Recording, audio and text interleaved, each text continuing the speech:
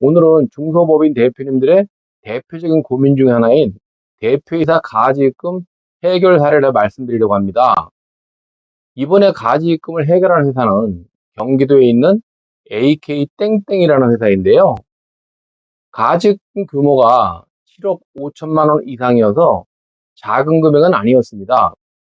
매년 내야 하는 인정이자도 3천만 원 이상이어서 세금을 어느 정도 부담하더라도 대표님께서 해결하려는 의지가 강하셨는데 한 번에 다 해결하기에는 세금을 납부할 현금 유동성 문제도 있고 해서 3년에 2회에 걸쳐 진행하였습니다. 먼저 진행 전에 주주 명부를 보면 대표님이 75%, 사모님이 15%, 타인의 임원이 10%를 보유하고 있었는데요.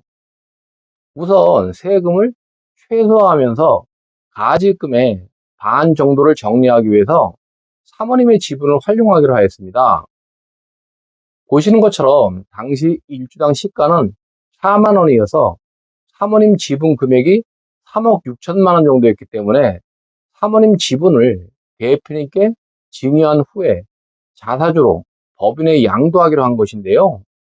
부부간의 증여공제 한도 금액이 6억 원이어서 사모님 지분을 증여하는 데는 세금이 없었습니다. 사모님이 지분을 증여받은 후에는 대표님의 지분이 90%로 올라갔는데요.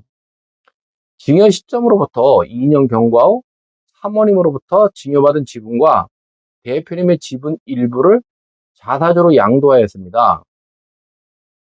사모님 지분을 증여받을 당시 일주당 시가는 4만 원이었는데 2년 뒤에 자사주 양도 시 일주당 시가는 36,500원으로 주가가 하락하였습니다.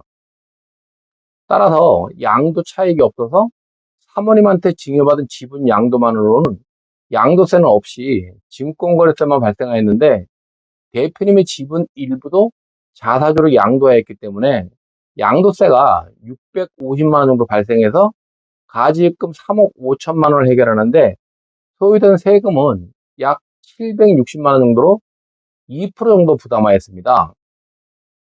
1차로 자사주 양도 후 주주 명부를 보면 법인이 자사주로 1만 주를 보유하고 있는데 자사주는 의결권이 없고 배당받을 권리도 없기 때문에 대표님의 지분율은 자사주 양도 전과 큰 차이가 없음을 알 수 있습니다.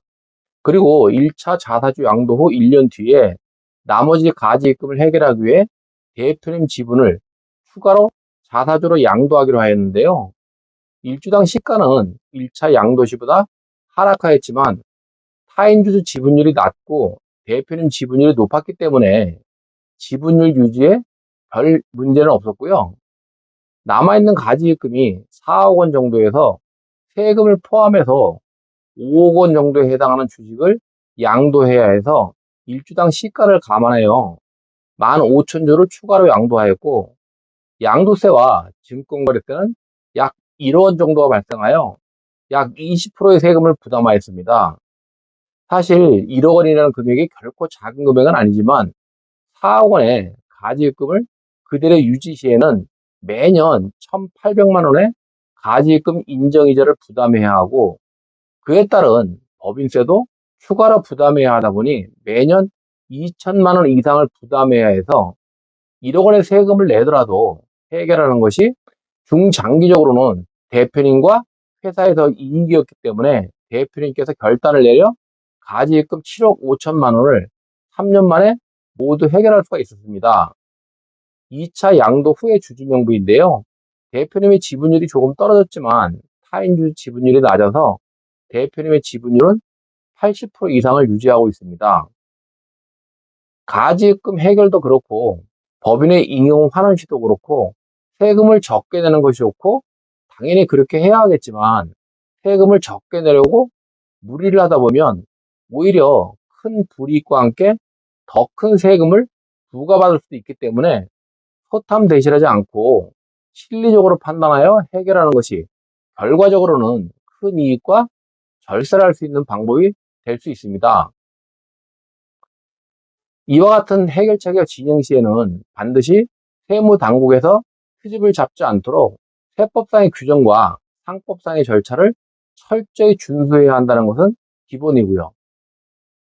이상으로 법인의 대표이사 가지입금을 3년에 걸쳐 해결한 사례를 말씀드렸습니다.